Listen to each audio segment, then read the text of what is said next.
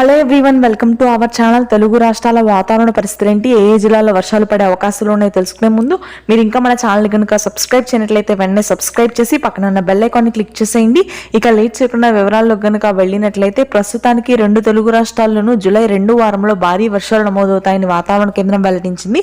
ముఖ్యంగా బంగాళాఖాతంలో ఏర్పడినటువంటి అల్పపీడన ద్రోణి, అరేబియా మహాసముద్రంలో కొనసాగుతున్నటువంటి ఉపరితల ఆవర్తన ద్రోణి ప్రభావం రెండు తెలుగు రాష్ట్రాల మీద అత్యధికంగా ఉండనుంది రానున్నటువంటి వారం రోజుల పాటు.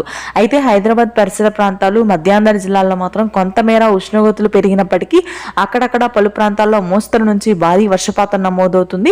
హైదరాబాద్లోని Yousufguda, Ameerpet, GHMC, Charminar, old city, Uppal, Nampally, Khairatabad, అదేవిధంగా ఆదిబట్ల, గట్కేసర్ ప్రాంతాల్లో భారీ వర్షాలు నమోదయ్యే అవకాశాలు ఉన్నాయి రానున్నటువంటి 3 రోజుల పాటు.